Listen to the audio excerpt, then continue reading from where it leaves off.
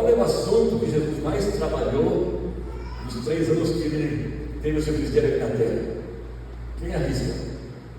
Qual é o assunto que Jesus mais trabalhou nos 3 anos, nas suas mensagens, nas suas parábolas, nas conversas com as pessoas? Quem arrisca no chute? Daqui eu não vou ouvir vocês. Mas a resposta certa é dinheiro. Na Bíblia tem mais ou menos 2.350 versículos que falam de dinheiro. E só 500 que falam de oração. O que é mais importante? Dinheiro ou oração? Você pode até dizer que oração é mais importante, mas dinheiro é o problema. Então, quero falar sobre dinheiro. Dificilmente as igrejas falam de dinheiro, que acho que vai espantar os crentes. Mas aí mesmo que tem que pegar no pé, por causa do dinheiro. Vou pedir para pôr o PowerPoint que eu trouxe, para vocês poderem seguir o roteiro. Um texto muito importante, que para mim tem falado bastante, é Lucas 16. E aí já vamos 3 pontos do esboço.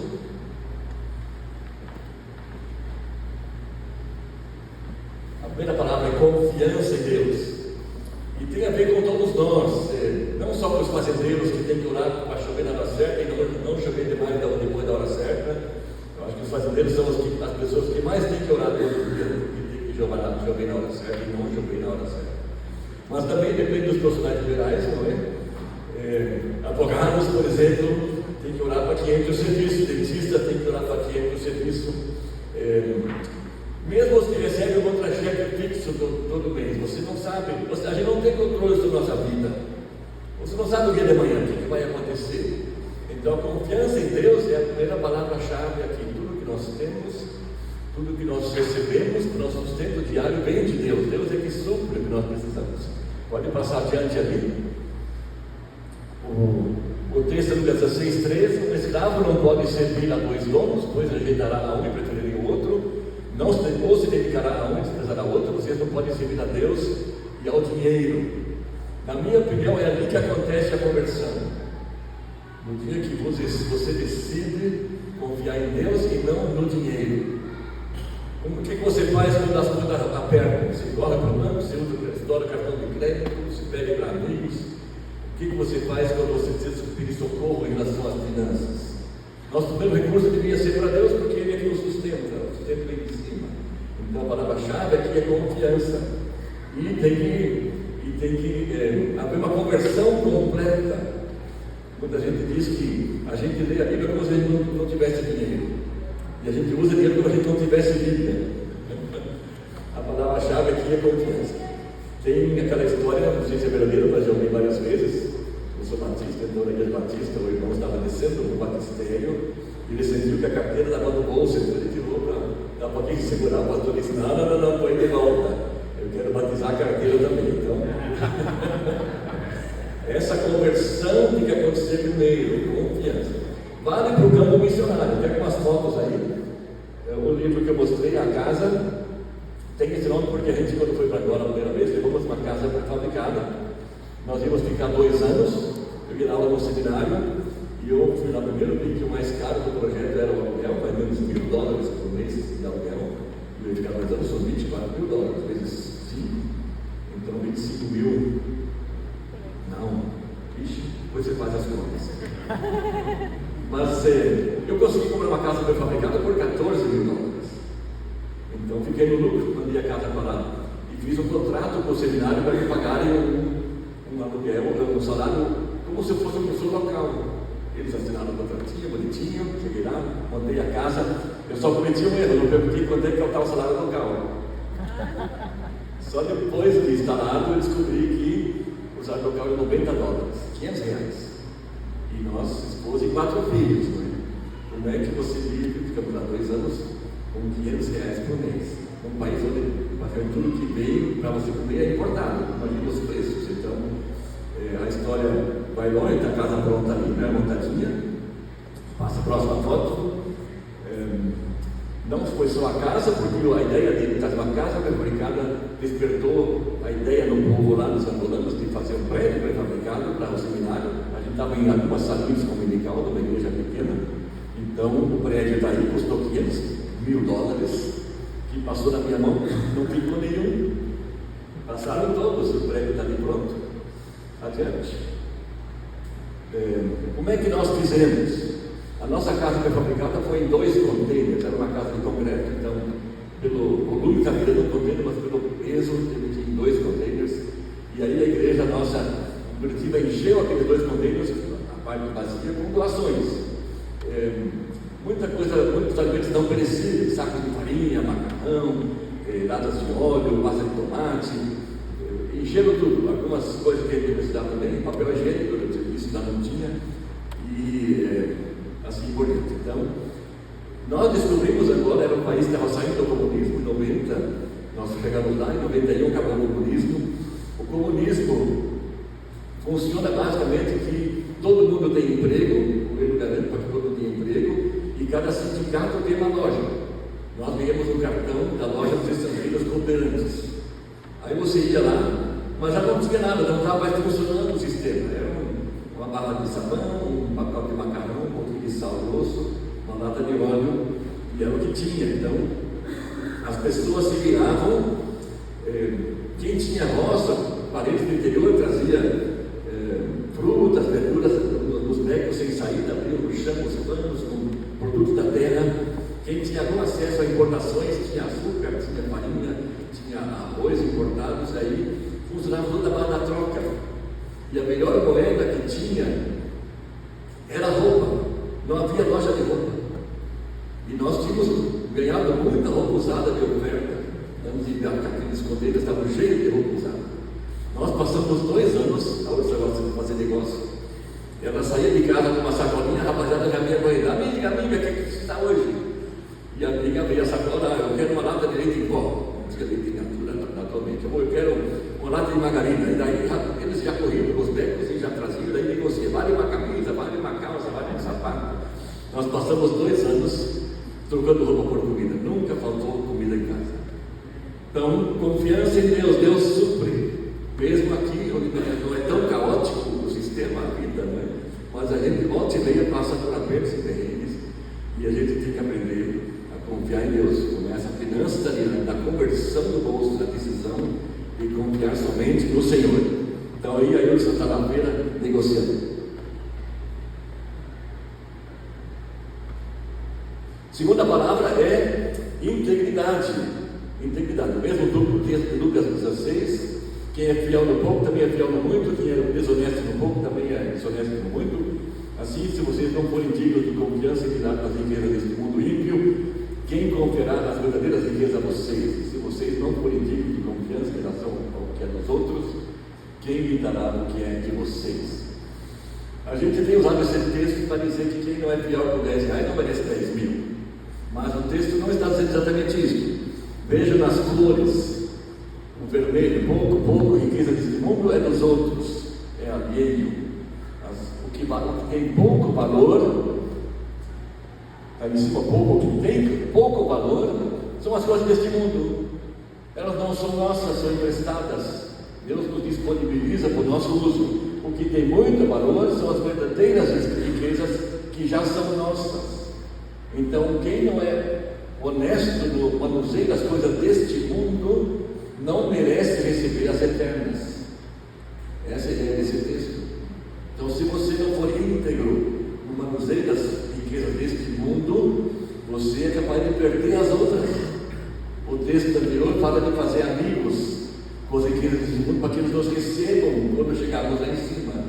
Quem é que nos recebe lá em cima?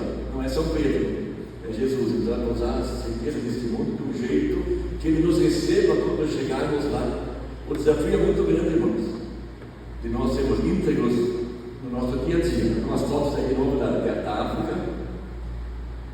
Nós fomos a segunda vez lá, sou eu, já sem os filhos, para montar uma rede de livrarias. Então, aí tem 2 fotos da mesma livraria Batista em Luanda, como nós a encontramos, como nós a deixamos. No primeiro mês que eu fui pagar os impostos, o imposto era baixinho, e esse semestre o imposto mensal era 1%. Mas era fácil, aperta a tecla do computador, sobe o extrato do mês, e a coletoria financeira do estadual ficava na esquina. Então fui lá com uma sacolinha de dinheiro, sacola mesmo, dinheiro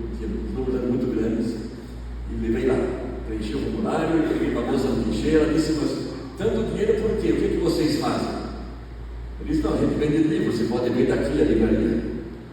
Mas livraria vende tudo isso. Isso aqui que me traz espiritualíferas, ela disse.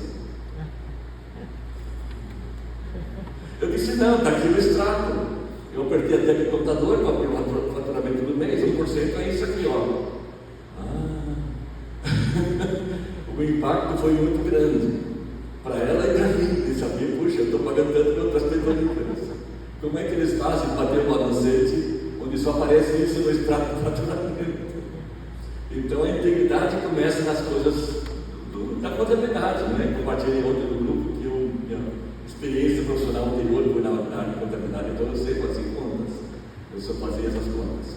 Mais uma foto ali, nosso primeiro estoque do atacado para abastecer as livrarias que iam surgindo era um container, mas com o tempo ele foi ficando pequeno, então a gente alugou uma casa toda, avenidas novas, montamos ali.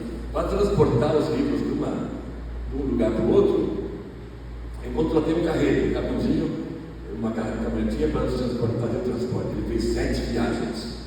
E aí no caminho ele disse, poxa, isso aqui são livros cristãos, que beleza, eu também já fui crente. Ele falou assim, mas isso aqui é um tesouro, uma riqueza. Ele falou, mas você tem que fazer 2 caixas, você tem que fazer caixa preto e caixa branco.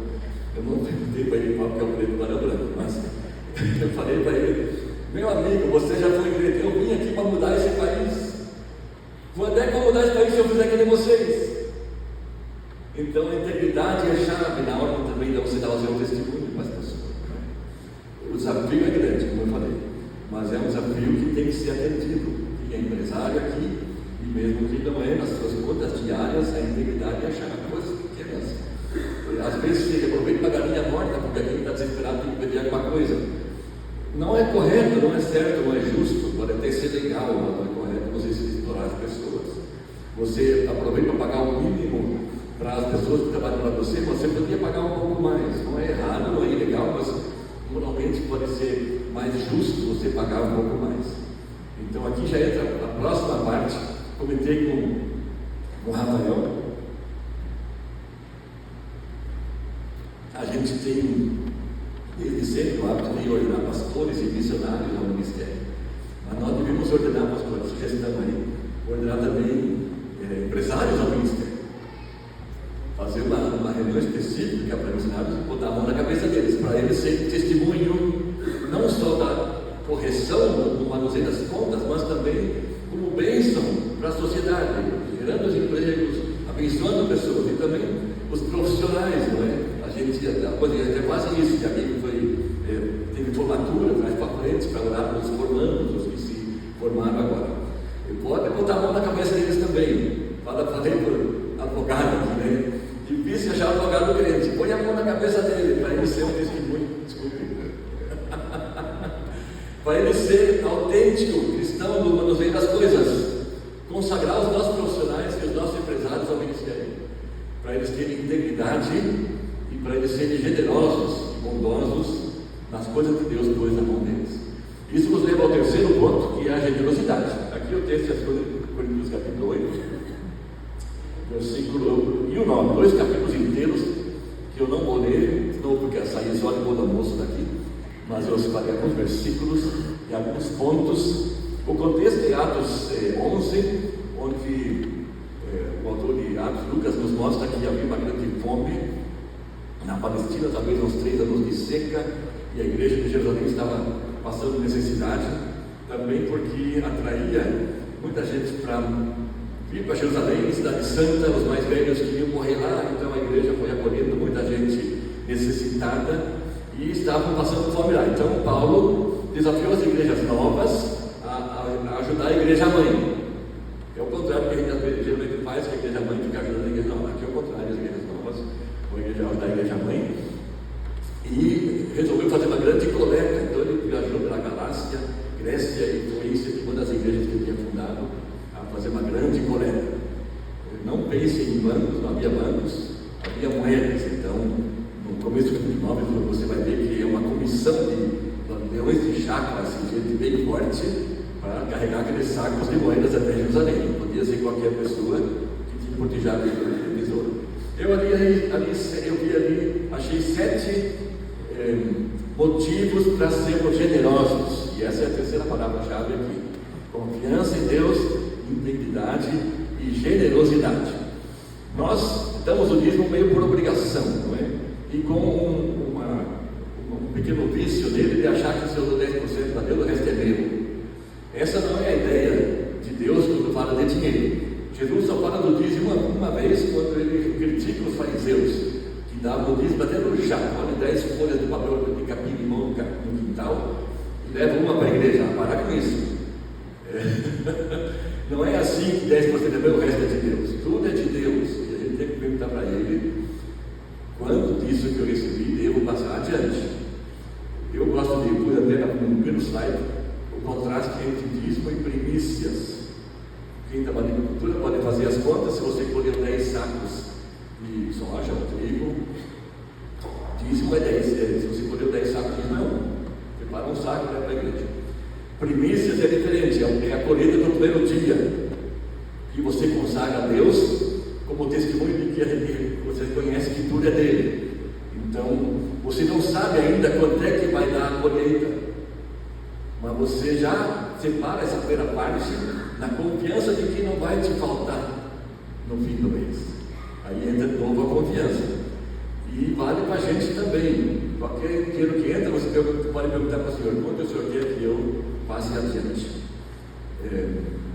Deus vai falar um pouco para você que talvez seja maior que isso, mas que vai ser uma experiência muito rica para você crescer na sua fé, na sua confiança para Deus. Então aqui está a primeira razão para ser generoso.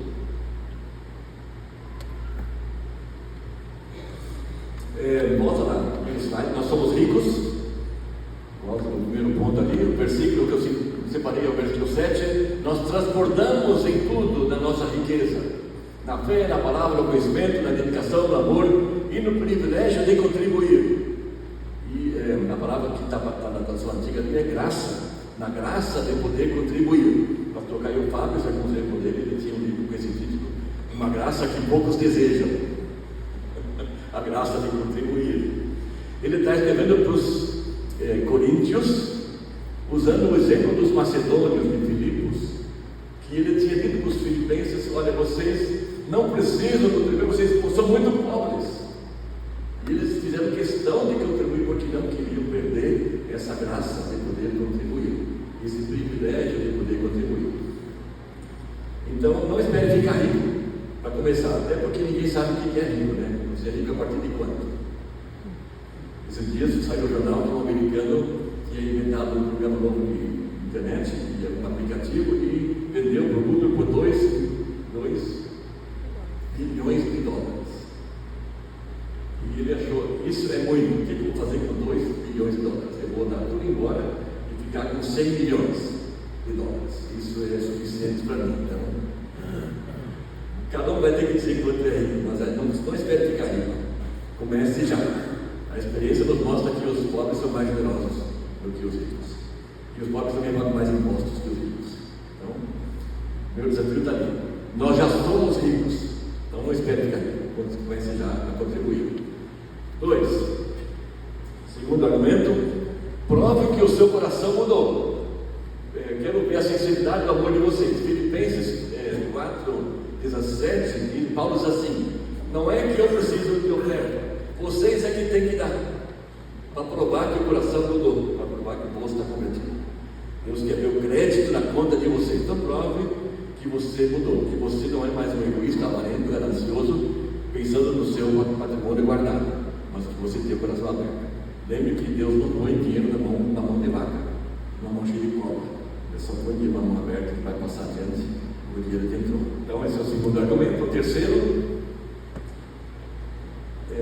termine o que vocês começaram, para não passar vergonha. Ele já tinha divulgado para outros: olha, os coríntios vão dar também. Agora vocês, cadê eu? Estou chegando e vocês não fizeram ainda a coleta. Então, cumpra a sua promessa. Vocês prometeram, então, para não passar vergonha, termine com a sua oferta. A dedicação que vocês motivou a muitos. Eu estou vindo aí para receber a coleta.